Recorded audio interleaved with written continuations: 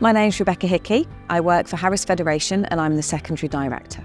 Our secondary academies are wide-reaching, but the one most common factor is the fact that the majority of the students in schools do come from socioeconomically deprived areas, some more than others. So we have some schools that are as high as 60% with their Pupil Premium, and the lowest is still at least at national average. And many of our young people come from homes which may not have bookshelves with lots of wonderful books and a whole range of different fiction and non-fiction.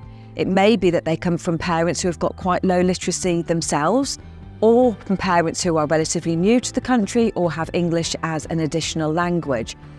Literacy is a core principle of everything that we do at the Federation.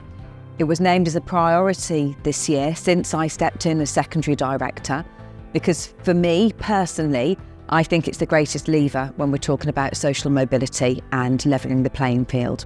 So we started with Bedrock, and I had a literacy lead who was phenomenal, and she started to look into using it. To begin with, it was with a Year 9 group and a higher ability group to pilot it to see if it worked with them, because we had a real mixed range of students, right from very, very low literacy levels, low reading scores, all the way up to supersonically bright and who were likely to go to Oxbridge. So we had a full range, and we wanted a product that was going to meet the needs of all of those students. In our school, we've got about 46% of EAL students registered on site at the moment. I teach a Year 7 group of EAL students who are mostly Code A, Code B when they started, which is beginner.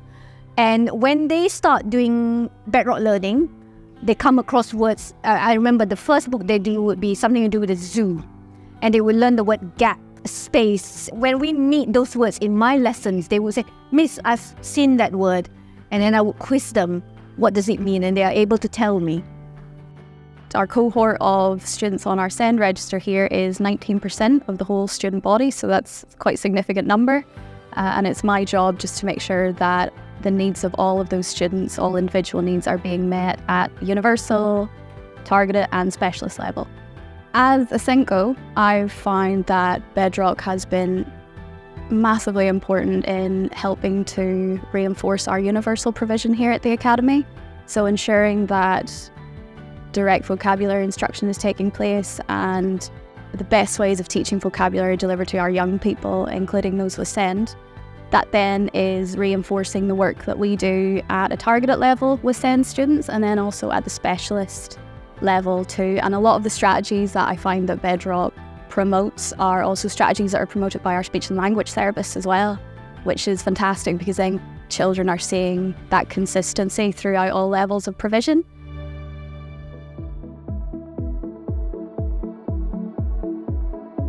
"95% of a piece of text needs to be understood in terms of vocabulary in that text to be able to understand it.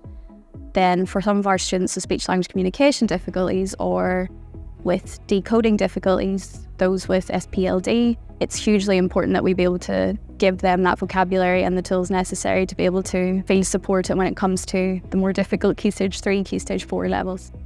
I think Bedrock Learning, it's a great tool. Like I said, it's great for home learning. It creates opportunities for students to be independent in their learning, especially for those who love reading. It's a very, very good tool. It's also a good tool for schools to monitor how the students are doing in terms of their language proficiency.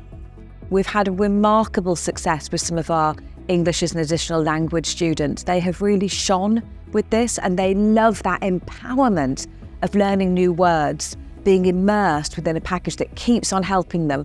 Students with special educational needs as well, this can be something they feel really confident with. It's accessible. They can see the incremental progress. They know what percentages they're working with, and of course they enjoy the rewards. There's one student in particular I'm thinking of with speech, language and communication needs. Bedrock has been massively beneficial for him because it's something that he can aim to complete every single day. He knows that it is expected of him.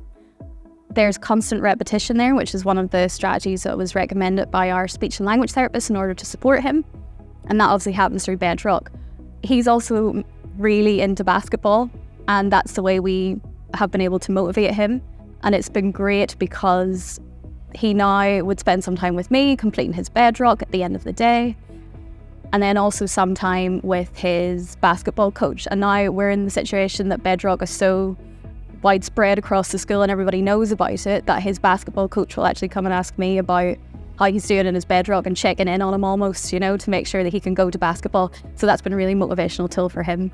That means that we're doing our job well. That means that we as a federation are moving students forward and into a point of excellence. So that's what it means.